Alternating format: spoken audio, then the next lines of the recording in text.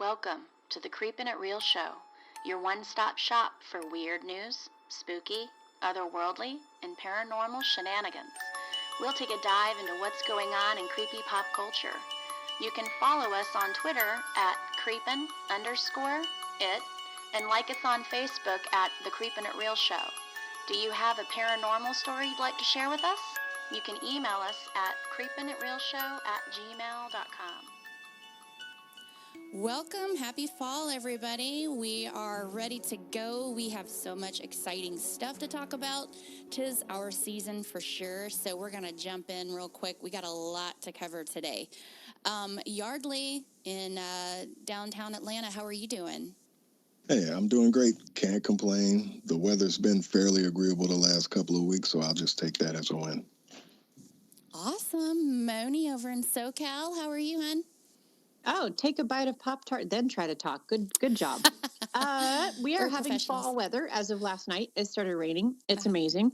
But also forgive me during this episode. I just took a really heavy pain pill because I ran straight into a metal bed frame with multiple toes and like as I was getting ready, running around, getting ready for this episode, I did that. So it'll be fun when I start getting loopy, y'all.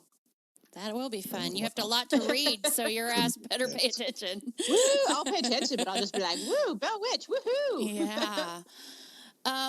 So today, if anybody is really interested in a scary, scary story that is apparently true, this is what the state of Tennessee since the 1800s and the Bell family are saying that this really happened. So we are going to cover the Bell Witch, which is perfect for Halloween. I'm so excited. I worked my ass off on this episode. It's going to be long, and so we're going to jump in here with weird news. Moni, UFOs are real, eh? UFOs are real, and I got this just for you. And we like it long, so it's all good. Yes, we do. And also, as I'm trying to get into this story, my ad, there it is. I'm like, the ad won't close. I can't see the story. There we go. So the U.S. Navy, yeah, right, that's helpful. Maybe it's the aliens. They're like, you can't know about us. Maybe it's the pills, Moni.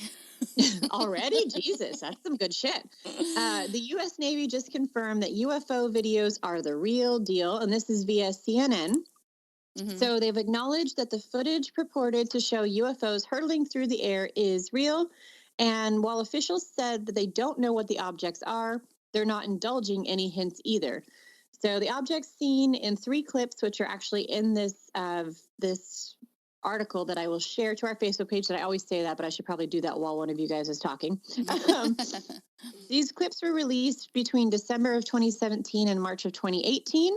And they appear to show fast-moving oblong objects captured by advanced infrared sensors.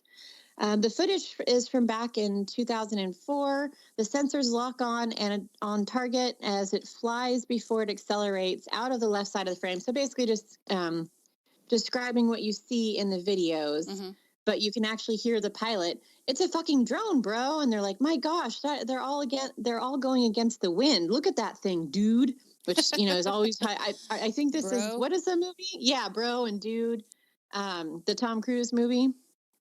Yeah, Top Gun. Top Gun? Oh. It just sounds like they're all like, bro, dude, just like aliens, like, whoa.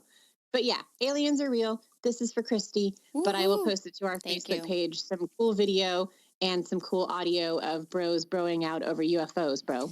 Yeah, that's what I saw something on Twitter somewhere where somebody said, our government's in a crazy week whenever they confirm that aliens are real and there's not, that's like tumbleweeds and crickets. Like, they're kind of like, look over here. Here's some other news. Yeah, don't look at us. They're like, yeah, aliens are real and nobody's like, everything's so crazy right now. Nobody's even paying attention to that. So I think it's hysterical. But anyway. That's news cycle. Though, but yeah, for sure. I'm really excited about this series. I tried to start it the other day, but I was exhausted. I had to turn it off because I wanted it to have my full attention. So Yardley, what do you think about it? New show, huh? Yeah, I have a binge suggestion on Netflix. It's a show called Mary Ann, which is a French horror web television series that was released last week on September the 13th. And the plot revolves around a young novelist named Emma, and she begins to realize that the characters that she's writing in her horror novels are also in the real world. And I I didn't hear anything about this. It was just I think the suggestions queue of Netflix, and the picture that they used kind of drew me in. Mm-hmm. So I ended up watching it. I'm on episode 5 now. There's 8 episodes in this series, and by the time the end of episode 3, definitely into episode 4, it really locked me in. It has a lot of great effects. It's got a lot of great, more so than like jump scares, even though it Mm-hmm. has its fair share of that. It has a lot of effective imagery that they use in it, and it's pretty creepy. It does have some cheese and some levity in it, but I think that you'll kind of overcome the style of how comedy is, Right. like Right. in Europe or whatever. Mm-hmm. And the other thing is, it's one of those things where it's been dubbed. You know what I mean? Mm-hmm. And that it makes it kind of wanky. You know how that is, but I know a lot of us don't necessarily like to read subtitles, and I think in this type of a series you don't want to. But I'm telling you, after I got into it, I actually, I follow Stephen King on Twitter, and it was actually a recommendation that he had as well. So it's definitely worth it to watch it. I'll probably have it finished up. You know what I'm saying? Like in the Mm-hmm. next 24 hours or so. Yeah, let us know if it's worth it. Like once you hit the end, if it's not disappointing, then we'll. I mean, look, up until now, especially the last couple of episodes, I mean, it's totally worth your money because you would think. See, I don't think that they had a humongous budget, but the things that they do, they totally pull it off, and it's weird in a way that you can follow. Because sometimes you'll watch movies or a horror movie, and it'll be weird, and there's a million different interpretations of this, that, and other. They do a great job of kind of explaining things out, and the weirdness works, and it I don't know. I'm really enjoying it. Like I said, I'll probably, when I get off of this show at some point between football, I'll keep on watching it. But I highly recommend this series, and I'll be very curious to see what both of you think about it. Yeah, I saw Stephen King recommend it, and that's what got me curious, and went in there and started it, and was just, I knew my headspace wasn't in it. So I was like, I'm turning this off so I can appreciate it the right way. The first couple of episodes, I'm telling you, you're gonna be like, do I want to keep watching this? You know what I mean? Yeah. But then something happens in the second episode that'll probably really make your curiosity spike, and then by the third episode, you're totally in it. But what they do in the series, not only are you following the protagonist through it, you're also getting the perspective of her friends, Mm-hmm. and you're kind of seeing their friends are directly affected by the things that are happening to her, but you also get to see, as the show goes on, the perspectives of the friends and why they feel a certain way about the protagonist. You see what I'm saying? Wow. Does that make sense? Yeah. It's pretty cool. So I you know what, I'm already giving this thing an 8 so far. Oh wow. Okay. Wow. Well, I'm excited. If we're on the subject of, I almost said the verge of recommending stuff, I wanted to talk about 2 things. One, really quick, I started listening to a podcast. I've been traveling the last couple of days with work, and it is phenomenal. And it's actually real true crime. And and he is recording it and talking about it as it's happening. And it's from 2018 in LA. And the podcast is called To Live and Die in LA. And it is, you are just on your seat, absolutely just holy shit through the whole thing. I'm almost finished with it now, but I mean, oh my gosh, like if you are into true crime, this is your jam, To Live and Die in LA. So check that out. And then we've been waiting, and I didn't hear a repeat from any of you guys, so I'm bringing it up. Creep Show. I watched episode 1. I wanted to talk. So it started. Okay. Yeah. See, I think I missed the start date. So they're dropping them every Thursday. Each. Okay. So one episode at a time. There's 2 stories in each episode. I watched the first one Friday night. I don't remember. Anyway, they had a really good interview with Greg Nicotero, the guy who decided to revamp and bring this back to life. And it was a really good interview. And I just wanted to do a quick quote of what he said, because one of his first jobs was on the set of the original Creep Show. when he was a kid. And it's literally what launched him into what he does. And, you know, if anybody knows, he is the guy that does Walking Dead. And so he, you know, he's got a lot of cred now. And he's really good friends with Tom Savini, and he was really good friends with George Romero. So he has an interesting dedication to this show. He says between King, Savani, and Hill, which they're talking about King's son, Hill, I believe. What's his first name? Hill? Something Hill. Joe Hill. Any one of them might justly call the original My Creep Show. So he's grown up calling Creep Show My Creep Show, just because that's literally what created who he is today. To say nothing of Romero, who died 2 years ago. Bringing them all back under one tent, in person or in spirit, put a lot of pressure on Nicotero. So did the fact that this is a Shudder's first original long-term scripted series. He said, "It was crazy, man. There were nights I would wake up at 3 a.m. I didn't know how I was going to make it through. I felt the eyes on me, and all I could think about was I wanted to make people proud, and I wanted to carry the legacy of what George and Stephen created." So I really enjoyed the first episode. It's 95% fresh on Rotten Tomatoes. There's lots and lots of good reviews coming in on it. The first one was good. The second one, the one I showed the picture of, the head and the dollhouse, is creepy and crazy. It was really good. So y'all definitely, I mean, it's worth the $5 to join Shudder, and just for Creep Show, it's fantastic. So definitely recommended. Check that out. I will.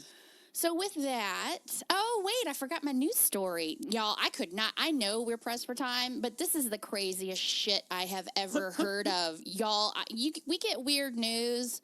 This is what we look for, is weird news that we can talk about on here. But this, I mean, you can't make this shit up. And it's actually was done very well as a movie called Orphan, but it's actually come to life. So the title is Big Little Lies. Could this couple's adopted daughter, aged 8, really be a dwarf, aged 22, who threatened to kill them? So this is an ongoing story. And it says, it sounds like the plot of a horror movie, the lives of a loving family threatened by a psychopath dwarf posing as a child.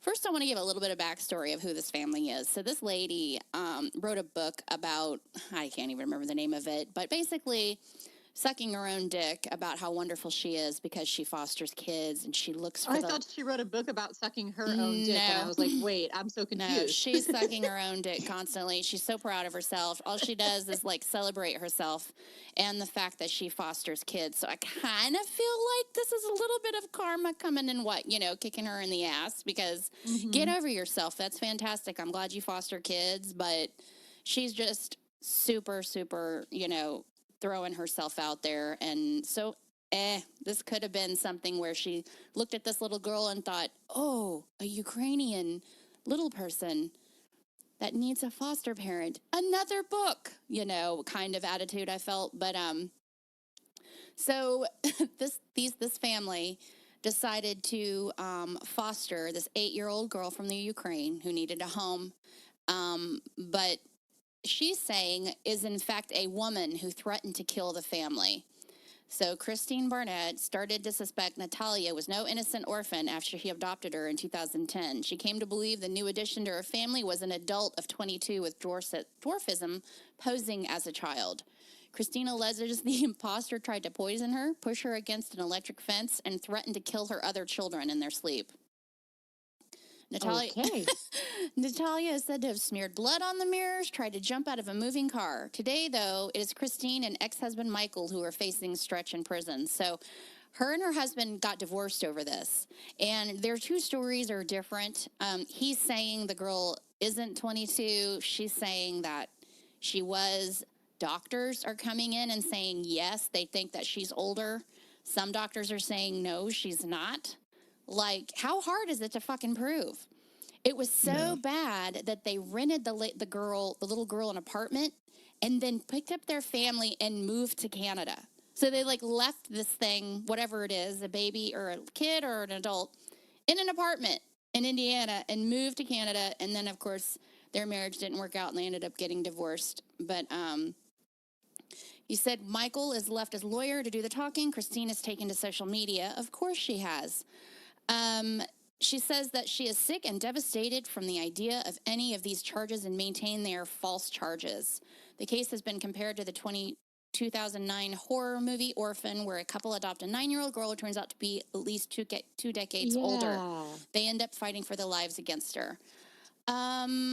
It says Natalia supposedly got to the U.S. from Ukraine in 2008 through an adoption program. Her first placement did not work out for undisclosed reasons. I think we know now. Thanks for not disclosing that before you send her over. Yeah. The Christian couple have 3 sons, including autistic Jacob, now 21, who was dubbed a child genius due to his scientific talents. The couple were told Natalia was 6 and had medical issues, including a bone growth disorder and vision problems.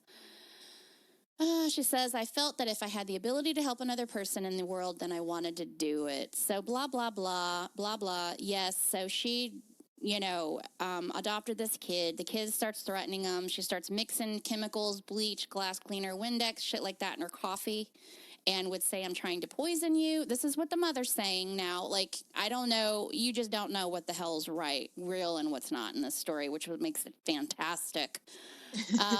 So anyway, we should do like a Lifetime, like a really cheesy original film about this. Oh, they're going to. Come on, this is too good not to.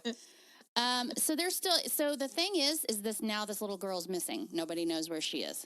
So that's what they're trying to find, and they really don't have anything else to stand on because they do have some doctors backing up this lady and saying yes that she was not an 8-year-old at the time.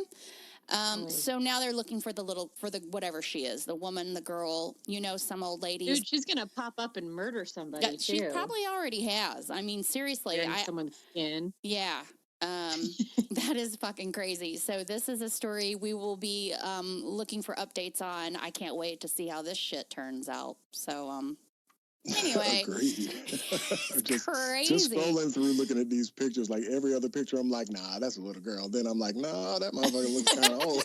And then the next one, I'm like, nah, that's a little girl. Yeah. So Used as they were. We definitely have to follow up on this. Oh, we totally are. Girl. I just called you girl, Yardley.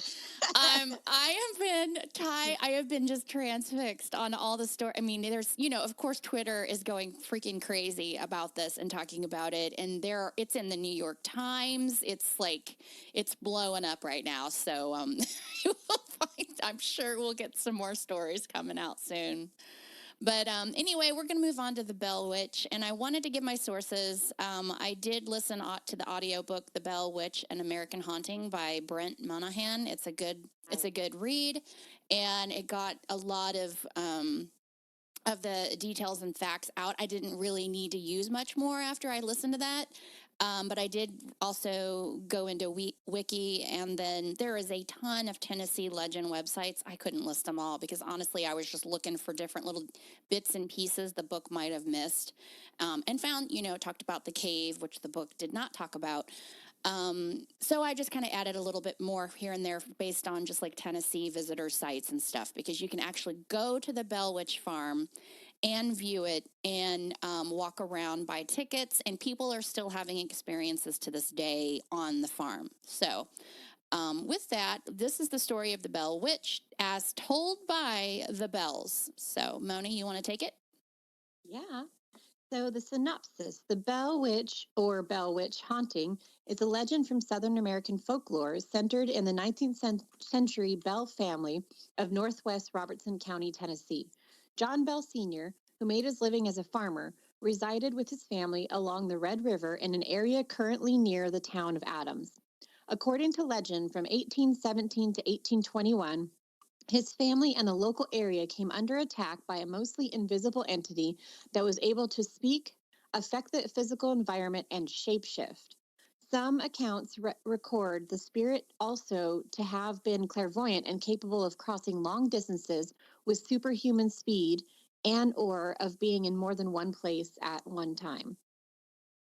Historical records of the Bell Witch. One early account of the Bell Witch haunting was written in 1886 by historian Albert Virgil, Good Pasture in the History of Tennessee, he wrote in part, a remarkable occurrence which attracted widespread interest was connected with the family of John Bell, who settled near what is now Adams Station about 1804. So great was the excitement that people came from hundreds of miles around to witness the manifestations of what was popularly known as the Bell Witch. The witch was supposed to be some spiritual being having the voice and attributes of a woman. It was invisible to the eye, yet it would hold conversation and even shake hands with certain individuals. The freaks it performed were wonderful and seemingly designed to annoy the family. It would take the sugar from the bowls, spill the milk, take the quilts from the beds, slap and pinch the children, and then laugh at the discomfiture of its victims.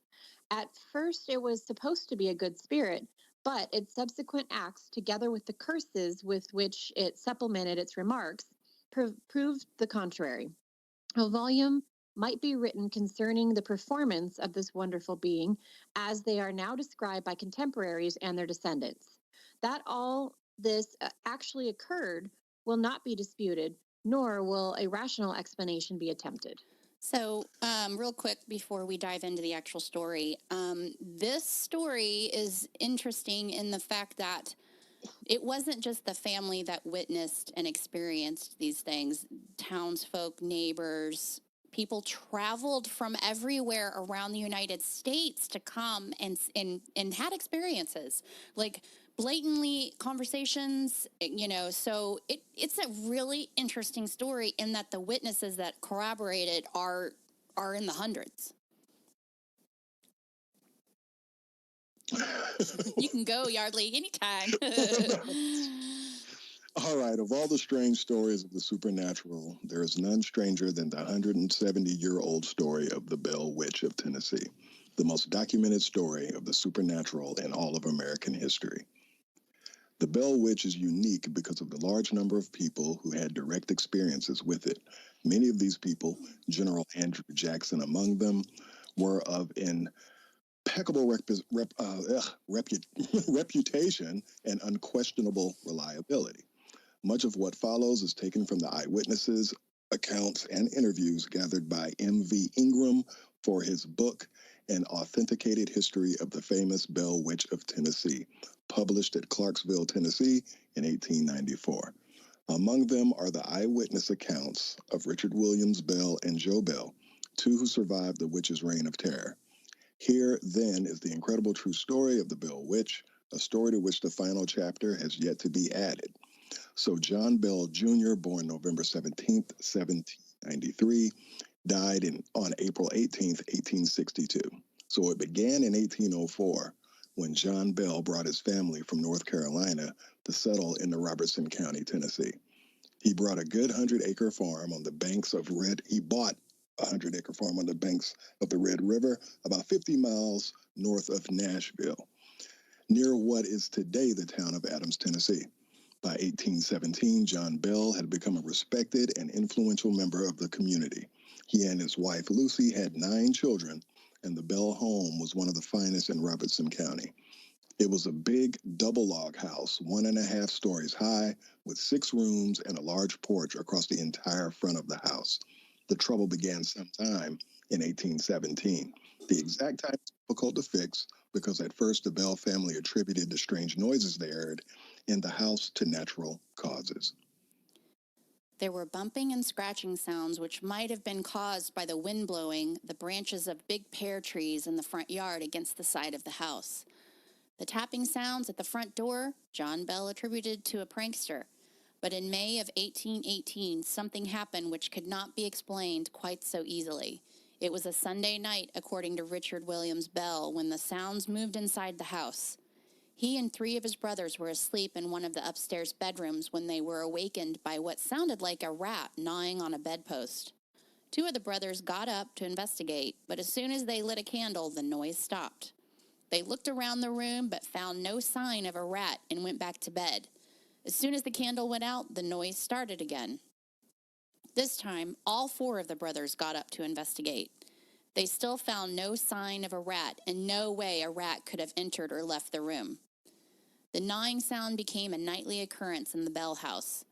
It began moving from room to room until everyone in the house was awake. Then it would stop, beginning again as soon as the lights went out. So this first of all, we all know these are the first signs of like a haunting. But also this, I mean, I know we're gonna discuss theories later. This really sounds a lot like a poltergeist to me, and I'm not Oh, for completely. sure. Yeah. There's, psychics that are involved in it now who the Bells truly believe happened. We'll discuss later, but I'm still in the team of poltergeist with Lucy being the one, since she was attacked so much. They're usually the center of the attack. So anyway, moving on. Everyone else can kind of form their opinions of what it was. And, later based on what they find, what we discover. But anyway, after a while, there were new sounds to accompany the gnawing on the bedpost. There was a scratching sound like a large dog clawing at the door. Sounds like heavy stones dropping on the floor. Chairs falling over and chains dragging. There was a sound like someone smacking their lips and gulping sounds as if someone were choking or strangling. Covers began sliding off the foot of the bed as if being pulled by some unseen hand. And then things took a really ugly turn. Some invisible thing began pulling at their hair, twisting and jerking at it viciously until all of the Bell children were screaming in pain and fright. That's crazy. When things, it's one thing for you to be about yourself and to say you saw something or experienced something, but when other people are, saying the same thing, do either of you think that, I mean, you know how, especially if you're around kids, if one kid starts crying, there's a chance that other kids there might cry as well. Do you think that, those types of things that can happen in these type of situations where people are just kind of picking up the vibe of the person next door? It's possible in, in most situations, but as we get further into this, I become more convinced that something untoward was going on in this house that was beyond that. Because you could see, like, for instance, if your hair's being pulled and then you look over at your sister and she's yelling and screaming, their hair's being pulled and you see the hair being pulled back, that's a different thing, Yeah, and that's kind of what starts happening here. And then they actually start to talk. And so we kind of know, okay. And I believe, like Yardley, especially, every horror movie starts with, the kids being tortured or being the first ones to be affected, and the parents are always like, okay, y'all, calm the fuck down, and that's basically the typical reaction you get from parents. And then I mean, it is, you're right, Yardley, like kids can build things up and freak themselves out. So of course I'm sure these parents were probably doing exactly what you're thinking, like, okay, everybody calm down, hair pulling, got it, scratches, okay, and, go to bed. Probably back in those days, especially, it could have been animals, or they would have been like, kids are fanciful, like whatever, Yeah, and I mean, it's funny when they were talking about the rats gnawing on the bedpost, so that I actually, and me and my sister talked about this when we were in Santa Fe, like remembering my dad taking us to a cabin in the woods while he was deer hunting, and we were laying on a bed, and it was like two twin beds, and they were across from each other, and we were horrified. Like, this cabin was disgusting, and we had never been in anything like this before, and I could hear this sound. And I'm like, slowly look under my sister's bed, and there's this huge rat gnawing on the bed, just sitting there, just gnawing on it. And just like the sheer horror of seeing that, not even it being, it wasn't a ghost, it was an actual fucking rat. So,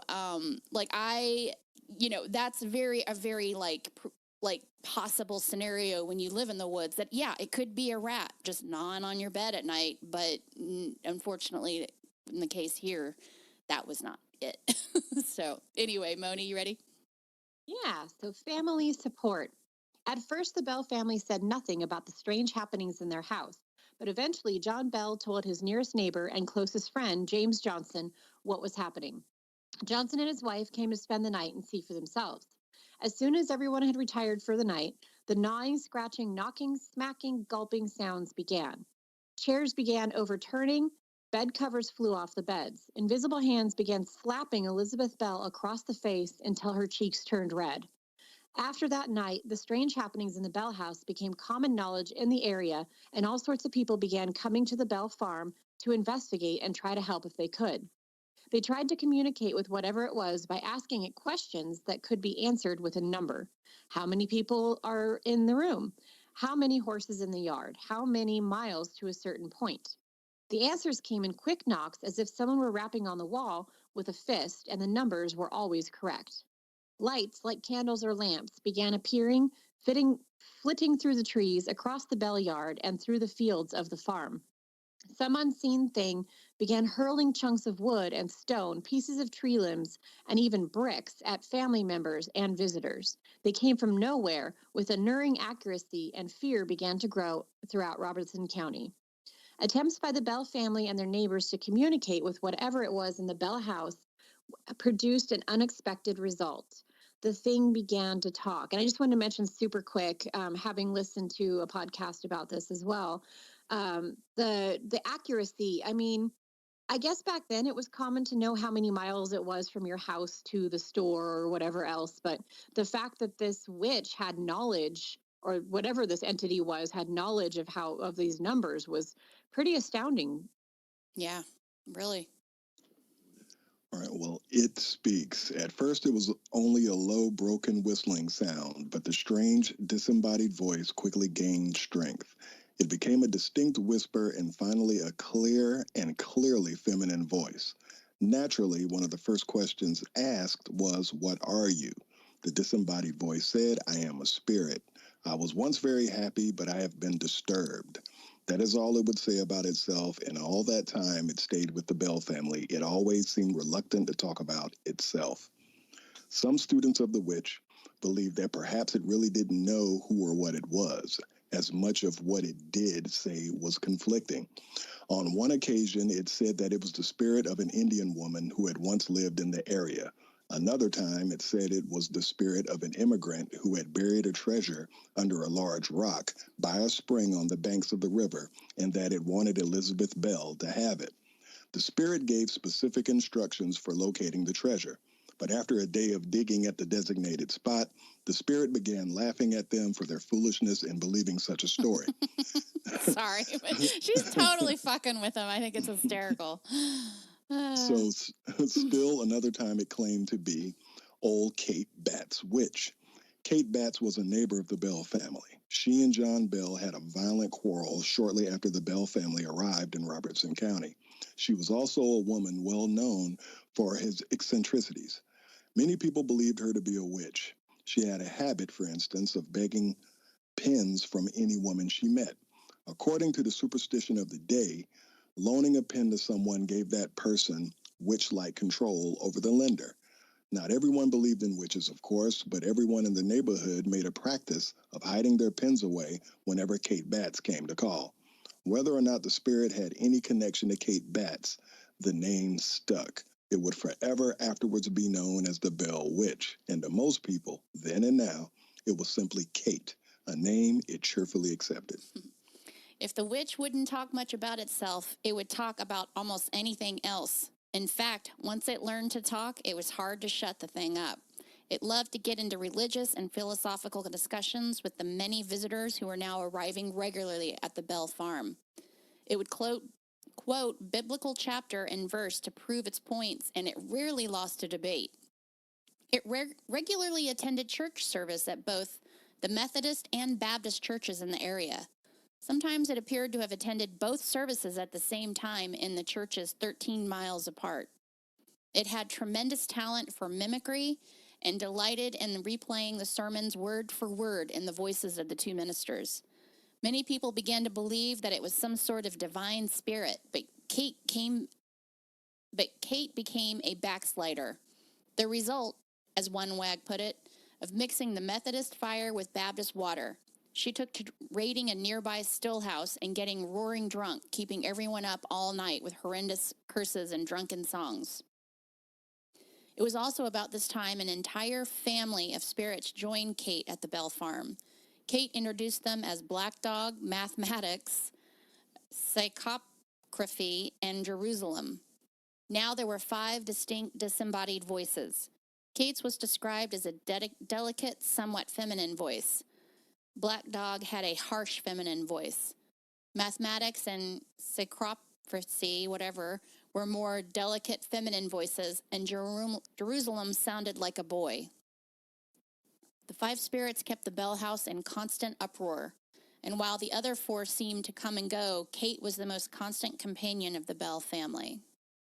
What a creepy thing, all these visitors coming to witness. I mean, just Yeah. disembodied voices talking out of nowhere. Like, I can't even. Yeah. I wish, but nowadays they would just sell admission tickets to their home and be rich. Yeah. Yeah, we never sleep, but we're rich. So that's neat. Witches' targets. Kate also loved to perform for a steady stream of visitors to the Bell Farm, and Elizabeth was usually the chief victim when the witch wanted to demonstrate its powers. She would be prodded, poked, and pricked with invisible pins. She was slapped across the face until her cheeks turned red. The combs would fly out of her hair and smash to the floor without breaking. Her shoes would unlace themselves and sail across the room while the witch laughed uproariously.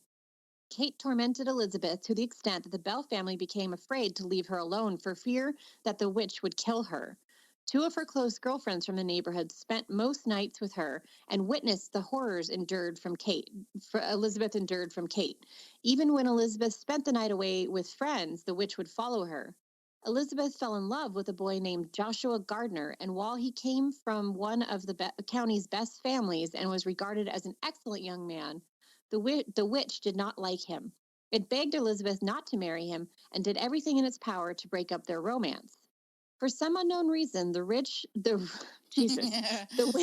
that pain medicine. Mm-hmm. The witch also had an abiding and passionate hatred for John Bell. There's lots of theories in this. Maybe we'll get into it in a little bit. Yeah. It would never explain why it hated John Bell so much, but the witch swore that it would kill him. John Bell began to suffer mysterious attacks in which his tongue would swell and stiffen in his mouth. He would be unable to eat or talk. He described feeling like a sharp stick wedged crossways was in his mouth. The witch laughed at his suffering, and as the spells grew more frequent and worse, Kate repeated the vow to one day kill him.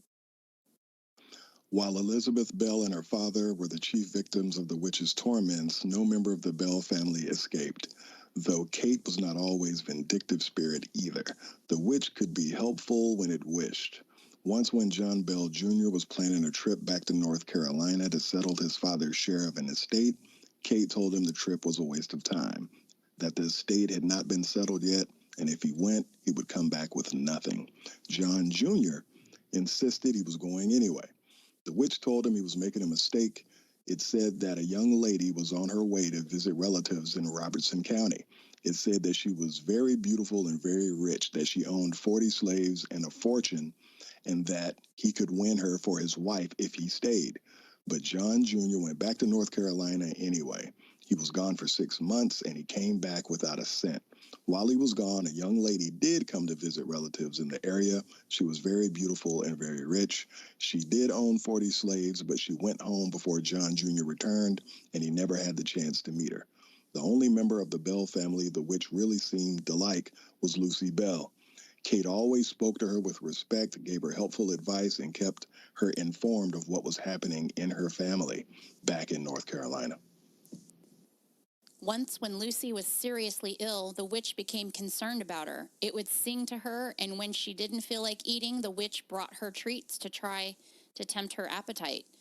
One day, while several of the neighborhood women were visiting with her, the witch told Lucy to hold out her hands.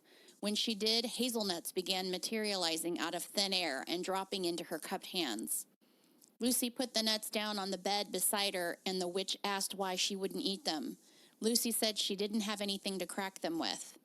There were sudden popping noises, and the nuts were suddenly neatly cracked for her.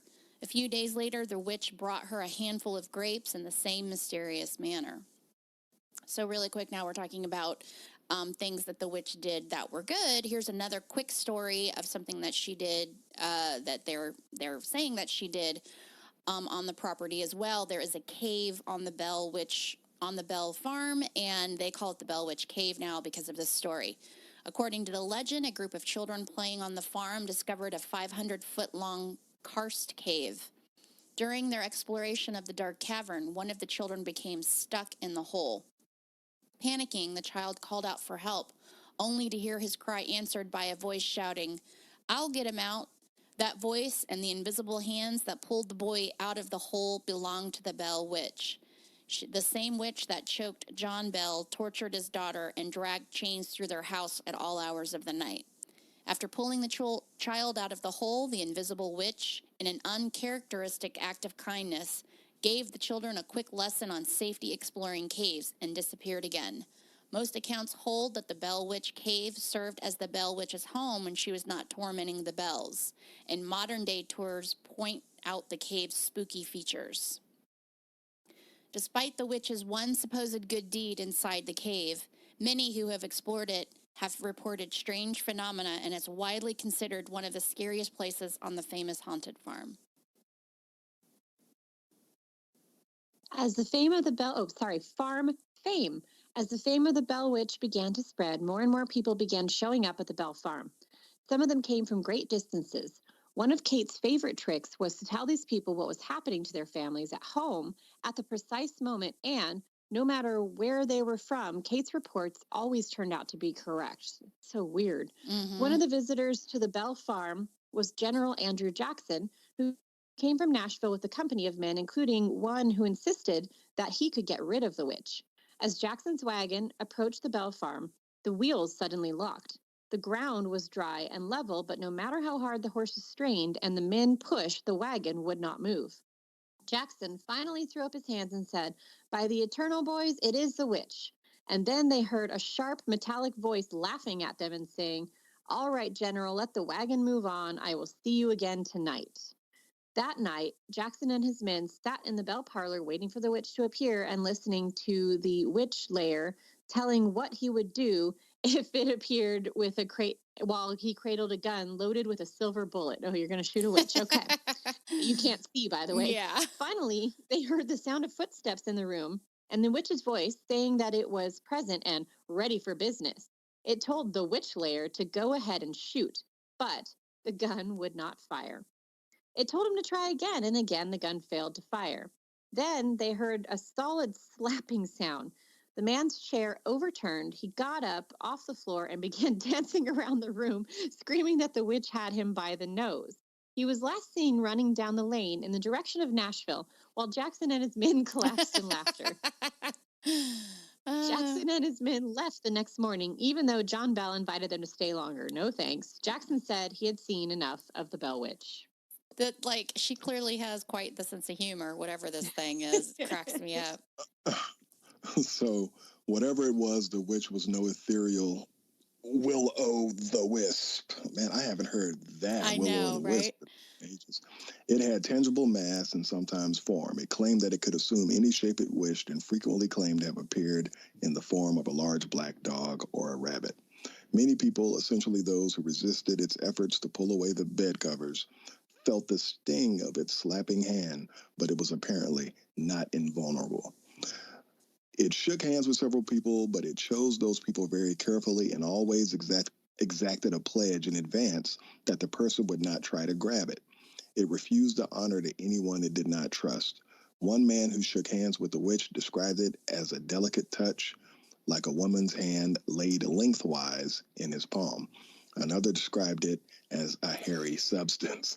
Really quick, I forgot to put this in here, which is always the big part of the beginning of the story, and I can't believe I didn't put it in here. I think I was waiting to figure out where I wanted to put it, but the whole thing got started when John Bell was walking his property and saw a animal that he did not recognize. It had the head of a rabbit and the body of a dog. And so when you just said it appears in the form of a large black dog or a rabbit, it reminded me, I didn't put that in there.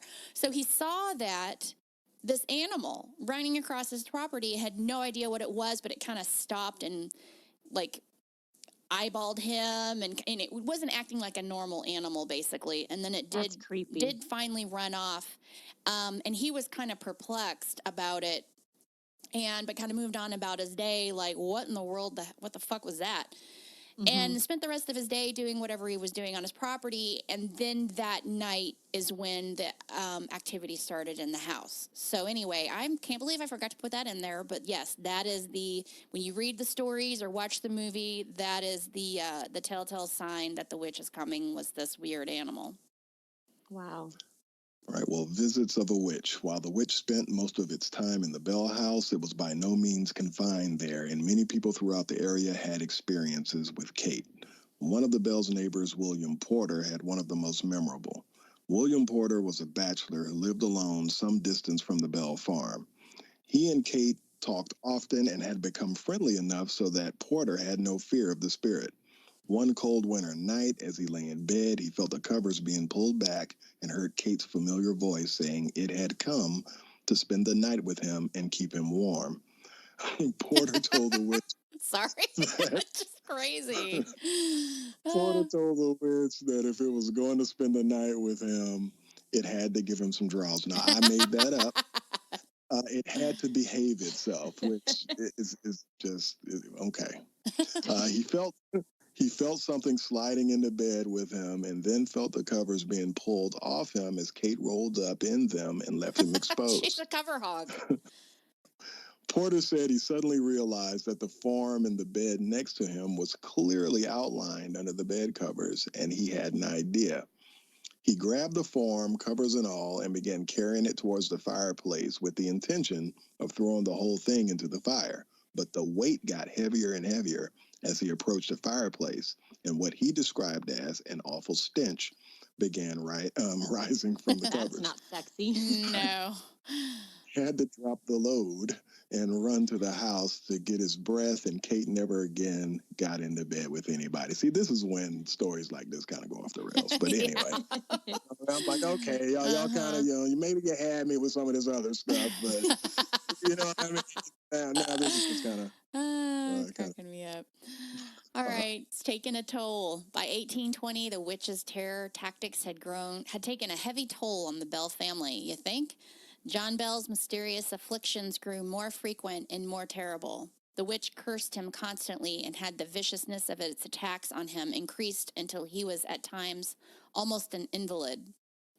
On the morning of December 19th, 1820, he was found in bed, unnaturally deep sleep. The family could not arouse him. John Jr. went to the cupboard to get the medicine prescribed for his father, but the bottle was missing. In its place was a small, smoky-looking vial containing a strange, dark liquid. The family sent for the doctor in nearby Port Royal, but Kate told them it was useless. "I've got him this time," Kate crowed. "He'll never get up from that bed again." The family asked Kate about the mysterious vial in the cupboard, and Kate said, "I put it there. I gave old Jack a big dose of it last night while he was asleep, which fixed him." The family withdrew some of the dark liquid on a straw and drew the straw through a cat's mouth. The cat went into immediate convulsions and died. I'm sure the cat appreciates that yeah, too. Thanks, by the Cat. way. Yeah.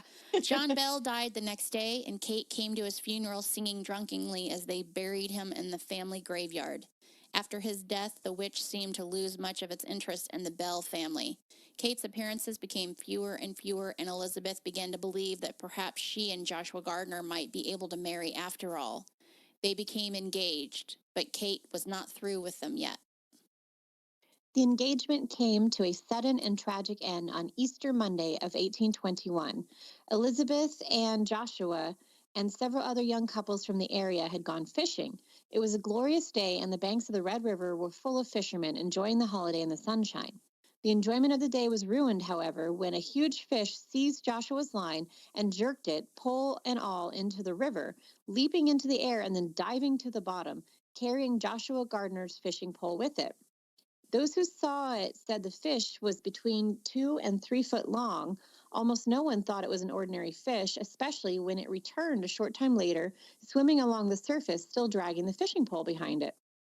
Then came Kate's familiar voice materializing from thin air and repeating over and over in a horrible voice filled with melancholy, "Please, Betsy Bell, don't have Joshua Gardner." When the voice died away, Elizabeth Bell removed the engagement ring from her finger and gave it back to Joshua, convinced at last that the witch would never leave them in peace. Gardner apparently knew it too. He accepted the return of his ring and a short time later moved away from Robertson County to Obion County in West Tennessee. He and Elizabeth never saw each other again. Elizabeth eventually married a man named Richard Powell, who was several years older than she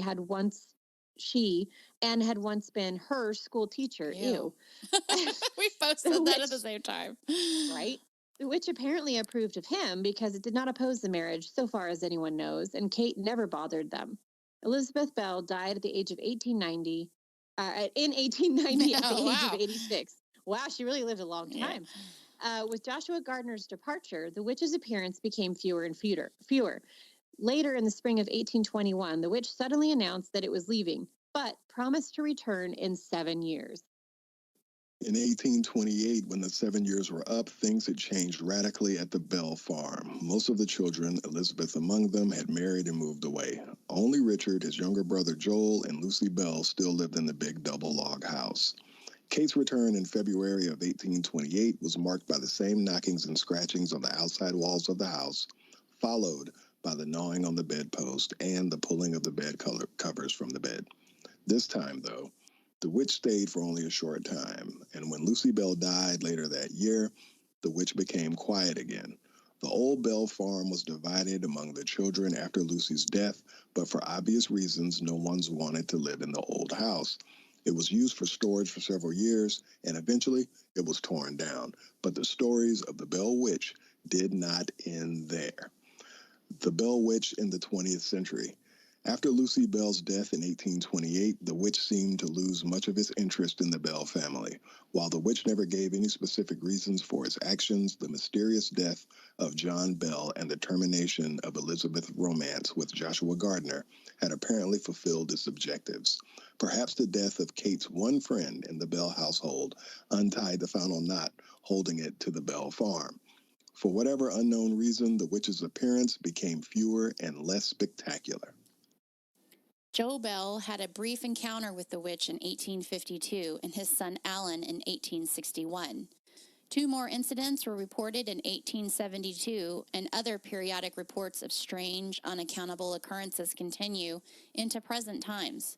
Carney Bell, one of the modern descendants of John and Lucy Bell and currently a partner in the Austin and Bell Funeral Home at Springfield, has had several odd occurrences in recent years which might attribute to Kate. There was, for instance, the famous rabbit hunting incident. This happened in 1975 or 1976, Carney Bell explains. I was out rabbit hunting with 4 of my boys and on the old Head farm about 8 miles from the old family at Adams. One of my boys spotted a rabbit and took a shot at it. The rabbit rolled over as if it had been hit, then revived and ran off. When we chased it up into the honeysuckle thicket and lost it. I put my hand down on what I thought was an old honeysuckle stump to get my feet untangled, and when I did, I discovered it wasn't wood but stone. We took a closer look and found we were in an old, overgrown cemetery in the middle of the field, and I had put my hand down on one of the headstones. The carving was almost gone. We rubbed a clod of dirt over the carving and saw the name on the stone was Joel Egbert Bell, my great-great-grandfather. I had been looking for that particular family grave for close to 20 years. Carney Bell also relates the story of the night he was house setting at his mother's home at Springfield, some 15 miles from Adams. So Adams, they keep referring to Adams. Adams is now the town that of the Bell property. So it used to just be all their property, but it's turned into Adams, Tennessee. So that's why they keep referring to Adams. I was sitting in a chair reading a book when one of my neighbors called to tell me that Channel 5 television from Nashville was broadcasting a story about the Bell Witch. I turned on the television set in the living room, but all I could get was on with Channel 5 was zebras. I tried a couple of other television sets in the house, but I couldn't get a picture of any of them, just sound, except for commercials. They came in beautifully, but every time the station went back to the story, the picture went out completely. Moni, did you pass out from pills? Sorry, no, coming off mute. Okay. I'm Takes me like 20 minutes to sit forward and take off mute, apparently. One landmark from the heyday of the Bell Witch still remains on the old Bell Farm. There is a cave near the bank of the Red River, which was used as a storage place in John Bell's day. Many of the 20th century phenomena have taken place in or around this cave. Many visitors to the cave have reported seeing the figure of a dark-haired woman floating through the cave's passageways. Several people have reported being touched by something. Others have heard sounds like chains dragging along the cave floor. Still others have heard footsteps. One boy had a cap snatched off his head and deposited on a ledge 30 feet up. That's a dick move. Yeah. In 1977, 5 soldiers from nearby Fort Campbell, Kentucky, were visiting the cave. One of them was sitting on a rock and telling the others he didn't believe in such things when something none of the others could see grabbed him and pinned him down. He began calling for help, saying it was as if something was sitting on his chest and squeezing the breath out of him. W.M. Bims Eden, the longtime owner of part of the Old Bell Farm, which contains the cave, has witnessed many of the 20th century encounters with the witch, and he has had more than his share of personal experiences with Kate or something. I can't say for a fact that it is, Eden says. All I know is that what I've seen, there was a winter day 8 or 10 years ago, for instance, when we had about 3/4 of an inch of new snow. I heard somebody knocking on my front door. I looked through the window and saw the image of a figure I didn't recognize walking away from the house. I saw it walk behind a tree, but it didn't come out from the other side of the tree. Oh, creepy. I got my shotgun and went out the back door, but when I got to the tree, there was no one there. There was no footprints in that fresh snow either. Strange floating lights are also still occasionally seen in the fields of the Old Bell Farm. Many people have chased the lights only to have them vanish and reappear farther away. There is also the figure of a little girl which occasionally materializes along U.S. Highway 41, which borders the Old Bell Farm. More than one unsuspecting motorist has been sure that he struck her, but no trace of her is ever found. The story of the Bell Witch has received the status of folklore in Tennessee and much of the South, but around Adams, Tennessee, the witch is much more than just a musty old legend. Kate is still an almost tangible presence, and whenever something out of the ordinary happens, the residents around here are likely to shrug their shoulders and simply say, Kate probably did it. Present day Bell family updates. So, a Mississippi clairvoyant featured on A&E's upcoming 5-part series, Cursed, the Bell Witch is claiming to know the real story behind the nearly 200-year-old tale, and she says she got it directly from Betsy Bell, who, according to the legend, was tortured for years by an unseen force on her family's farm. Some people will not agree with me, and that's okay, but I gave Betsy Bell a voice to say what really happened, said Sarah Dulaney Pugh, better known as Angel Lee, a clairvoyant from Leakesville, Mississippi. As a Christian, when I was told that this could be something evil, it scared me. I had to really pray about it. But once I talked to Betsy, I wanted to help as much as I could. For so many years, she was buried and couldn't tell the truth. In July, Pugh was introduced to Sue Clifton, a Mississippi-based author and ghost hunter. The two met while filming for the A&E series at Betsy Bell's grave in Yalobusha County, Mississippi, and according to Clifton, they felt an immediate connection. I did not believe in mediums before I met Sarah, said Clifton, 70, a former teacher turned author. Neither of us knew each other's names, let alone anything else, before then, but Sarah came up with things that night, personal things about my family that no one could possibly know. In Clifton's book, Pugh claims that the Bells weren't cursed. The land they chose to settle in at Adams was cursed. And when they disturbed the land, the curse was set in motion. Pugh says the spirit was tortured. The spirit tortured Betsy Bell and the rest of her family, even their slaves, on that pioneer farm nearly 200 years ago, wasn't responsible for John Bell's death. She's saying a slave killed John Bell, poisoning him because he could not protect Betsy, then 11, from another family member who was sexually abusing her. I had to give this girl a voice. We had to bring this story to light. We couldn't keep sweeping it under the rug. I don't quite understand what she's saying here. So I don't either. She's saying that John Bell was poisoned because he wasn't protecting Betsy from another family. Why wouldn't you poison the family member who was sexually abusing her? And that was the version I had heard, was that John Bell himself was possibly physically abusive in some way. That's kind of what I heard too. Yeah.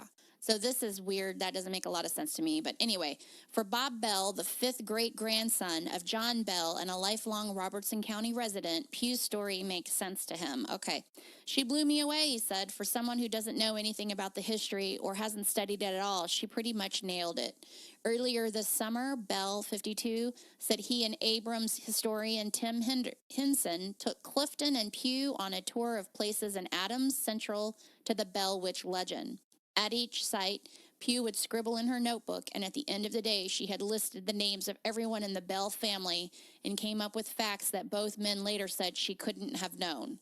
I'm thoroughly convinced she has a gift that I don't have. She is the real deal. A lot of family isn't going to like it because of the molestation part of it, but for me, the possession factor is real here.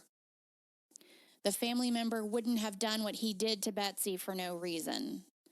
Okay, I don't know what that means. It's a whole different version than the story I grew up with, but everything she wrote down had some fact to it. That story has as much right to be written as the original book, whether it's true or not, who knows? For Mississippian Pat Gordon, also a Bell descendant who can trace her lineage up to John Bell's oldest son, Jesse, read Clifton and Pug's book, and like Bob Bell, read his book, and like Bob Bell, found it answered some questions about her family's history. I agreed with that book more than any other book that I've read, Gordon said. I mean, it fits. For years, Gordon, now 64, had always been curious about the legend.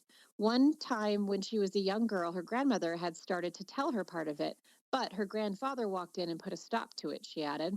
I never had the feeling like the Bell blood was bringing me bad luck or anything. I never felt that way. For me, it was always kind of fun to know that your family history had a witch in it. You know that saying, in the South, we don't hide crazy. We put them out front and we put them out front on the porch. Well, that's kind of how I feel about it. And so now we go into present day stories, Bell Witch encounters. You have a lot of reading here. I'm sorry if I'd have known you were on PayPal. Oh, it's okay. We'll just have a laugh over my pronunciation of things. It's all good. A few years ago, while conducting research for a script that would later become The Bell Witch Haunting, I was walking near the opening of a cave on the Bell property with a fellow writer. We were walking right beside each other and no one else was around. Everything was quiet when suddenly we heard a woman angrily whisper over our shoulders right in our ears, "What are you doing here?" We both quickly turned around, but no one was there. With the exception of long, hard shooting days, the filming of the movie went fairly smooth. We wrapped photography in February of 2003, but due to commitments on other projects, we did not start editing the film until the end of April. After completing an editing of the last individual scene and preparing to put scenes together, on June 10th, while no one was in the office, a fax machine, which was on standby, mysteriously caught on fire and burned our office. The machine was always left on to receive faxes and was the only thing on in the office. We had the machine for 2 years and had never had any problems with it. The machine was on standby because we had not used it in a couple days, and it automatically went into power saver. The office was totally destroyed. Fortunately, we had backup copies of the film and were able to continue editing, although delayed for a couple of months. Wow. After the fire, I proceeded to edit at home, and we began to experience several odd things, including strange feelings, unexplained odors, a turned-off cell ringing, and unusual problems with the new editing equipment. We had to have the computer repaired 3 times in 3 months, causing extra work and delays. Evidently, the quote spirit did not like what we were saying about her.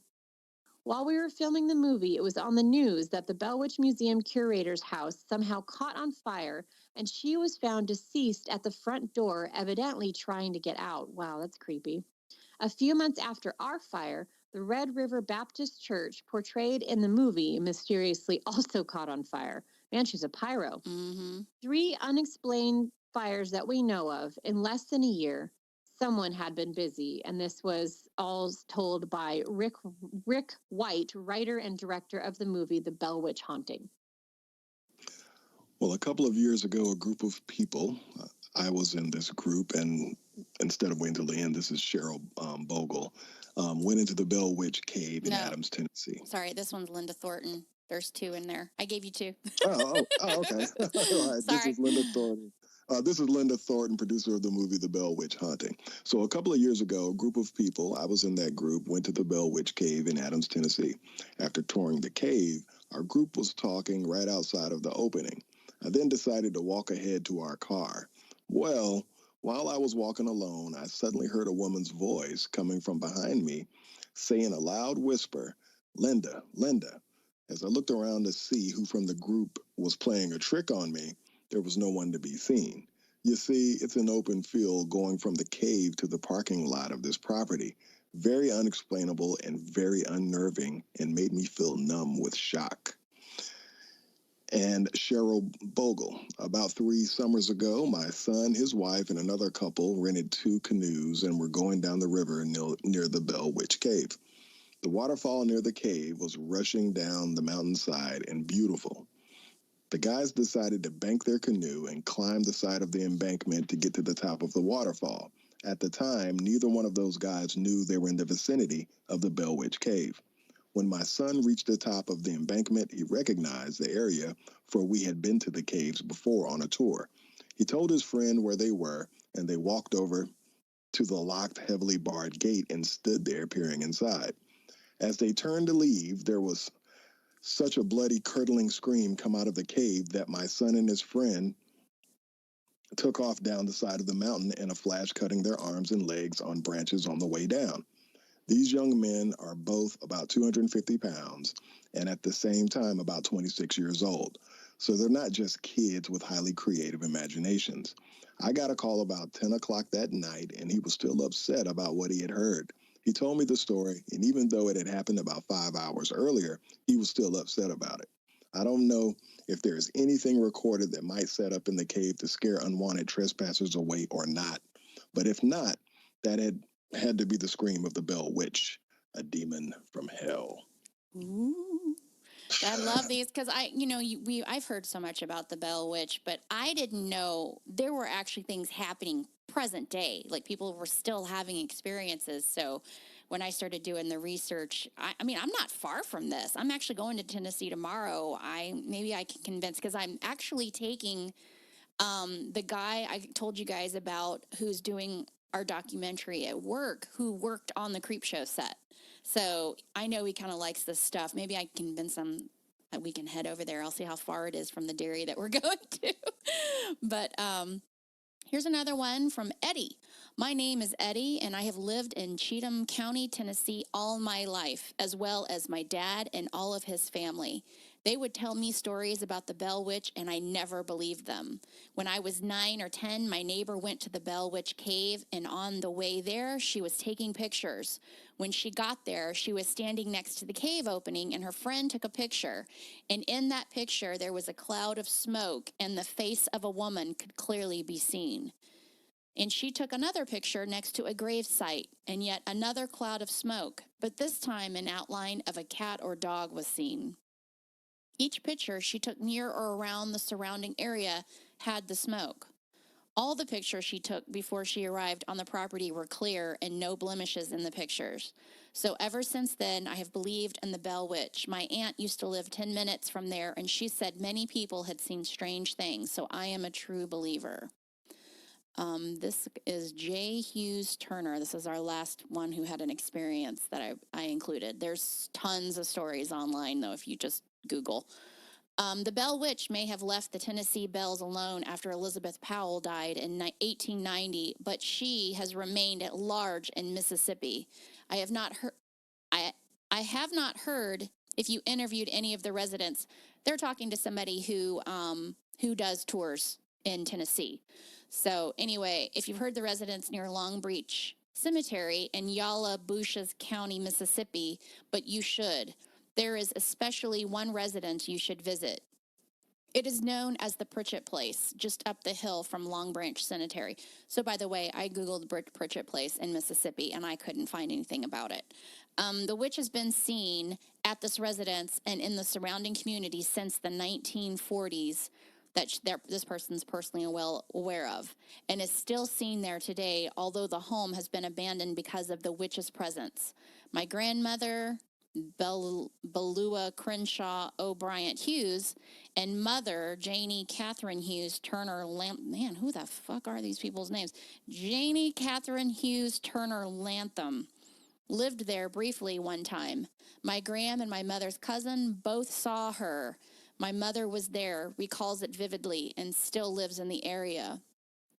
My great-aunt Mattie Cora Hughes was married to Zadlock Bell and lived at the huge plantation. Hatton, just below Long Branch Cemetery. The large white plantation home, over 200 years old, is still there and has been restored to its original appearance. The sprawling 1,700 acres of rolling green hills, pastures, meadows, and ponds were acquired by my great-great-great-grandfather during a Chickasaw Pact in the 1750s. Long Branch Cemetery is the Hughes' family cemetery. Because of the close ties with the Bells, many Bells are also interred there, including Elizabeth Betsy Bell. This is J. Hughes Turner. Also, Nice. really quick, there was a movie called An American Haunting done in 2005.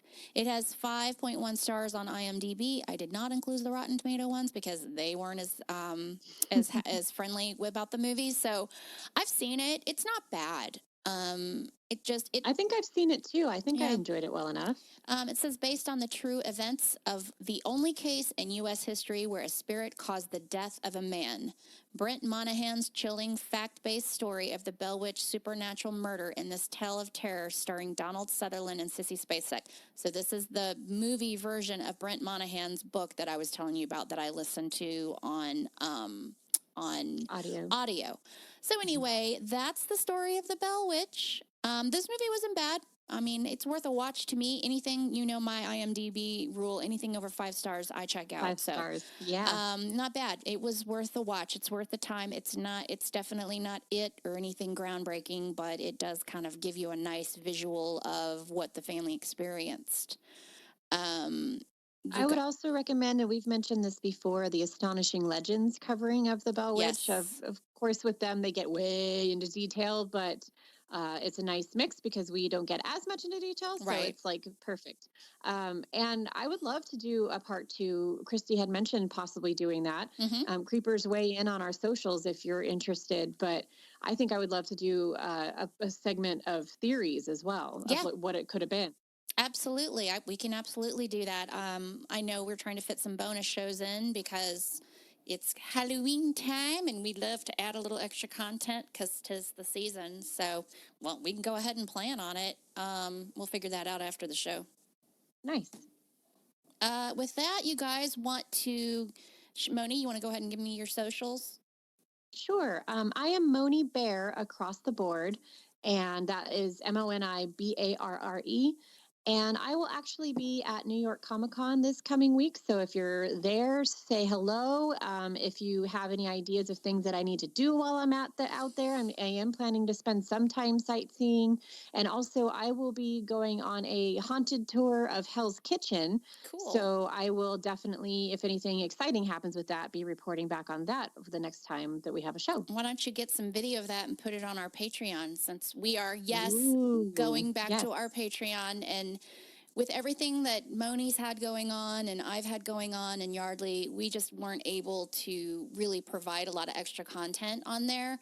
But we are officially ramping that up again, and we'll be putting a lot of extra stuff on there, bonus shows, videos, funny stuff. So if you would love to get involved in that, we are currently trying to raise money to get our trademark. We're halfway there. Yes. We're at the halfway mark. Cost $400. And we have about $200 in our podcast bank. So we're researching now because we have already had 2 people rip off our name. And we are also reading news stories about other podcasts dealing with these nightmares. So we feel like we need to go ahead and get that done. And yeah, we all put a lot of money already monthly into this, so I think we really do want to try to raise the money. And then also we have kind of an interesting thing we're also going to tackle after we get that we'll announce at a later date. So head over to our Patreon, just look it up under the Creepin' It Real show and join us, and we will make sure that we provide some fun stuff on there. Uh, Also, I do fun stuff like video boob reviews of movies. yes, Marley. So, Moni does movie reviews with her boobs on just full display. Not the whole boob, but a nice preview of it. And it is fantastic. I maybe we can do a side by side FaceTime recording of us talking about movies with our cleavage out. What are you gonna do? It's fun. We enjoy it while we got them. Let's flaunt them, right? Right. Also, love if you guys would go on and do positive reviews on our podcast. We get a lot of people that come in there. They don't like that we cuss. They don't like that we do lots of sexual innuendos. They don't like that we do weird news before our show. And they get on there and bitch about it. And so we need the people that actually enjoy the show to go in there and also rate us. So any of the platforms you listen on, which the majority of you are on Apple Podcasts, please go in there and give us a good rating and subscribe. Yardley, would you like to give us your socials, please? Yes, you can follow me on Twitter at militant_marker. I am Creepin' It Christy on Instagram. We are also on Facebook, and of course, 'tis the season. We'll be providing a lot of funny Halloween and different stuff on there you guys can interact with. And Creepin_It on Twitter. Yardley, why don't you talk about what we're gonna do next week? And we're going to do a movie review of 1987's The Gate. And for those who aren't familiar, this film follows two young boys who accidentally release a horde of demons from their backyard through a large hole in the ground, because where else would a horde of demons come from? And this is something that I have actually never seen. That's one of the reasons why I chose it. But it had pretty, kind of along the lines of what Chrissy says. I mean, the reviews were, the rating met the threshold of me even caring, to watch it. Mm-hmm. But it was something that I always had my eye on. It's on Amazon Prime. So we should all check that out, and we'll dive in. I'm cracking up at this because I am not kidding you when I say that I almost rewatched this movie like a month ago. I was scrolling through movies, and I enjoyed this movie, and I was like, oh, yeah. So it's bizarre that you chose this one. So I'm looking forward to rewatching it, and you're definitely giving me a reason to officially hit the play button on there. Well, definitely watch it, but both of you got to get in on that Mary Ann, though. Oh, I totally am. Yeah, that's worth it. I'm excited. I've never seen it, but Yardley's never steered us wrong. He doesn't choose things like Jeepers Creepers 3 for us. Thanks, Moni. Yeah. You know what? And honestly, everything that I'm basing it on, I'm on episode 5, about to be into episode 6. It's 8 episodes. So up until now, it's great. As long as how they wrap this up meets the threshold of what I've seen so far, I don't think that I'll be disappointed, because I kind of get a good idea of, where they're going, and not quite how they're going to close it out, but it's very interesting. So I don't feel like it's a waste of time for either of you. Great. But it's also not a show that you want to watch like 2 episodes, then the next week watch 2 episodes. You're going to get into it, and it'll be fun. I'm going to want to binge it. And actually, we should probably talk about it once all 3 of us have seen it. Perfect. Yeah. Let's do that. And then also what I would like to include in next week's show, and Yardley, you're the forerunner for it, so you can make that decision. But if there's any up-and-coming good horror movies coming out over, like, the fall Halloween space, like, I haven't really heard a lot. And if Dr. Sleep. Yeah, well, let's discuss it if you feel like it, Yardley, and as the weird news before our next review. Yeah, and Moni's right. I mean, Dr. Sleep, but outside of that, there has to be some stuff that's coming out. Yeah. But Dr. Sleep is the only one that is, as Moni pointed out, that's kind of sticking out to me. Okay. Well, maybe we can find some good indie stuff coming up too.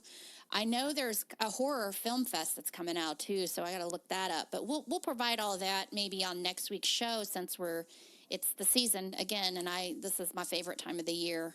Yes. I absolutely adore it. And I actually think I've convinced my husband to come with me to Hell's Church up north in North Georgia. So maybe I'll get some good experiences I can share on that as well.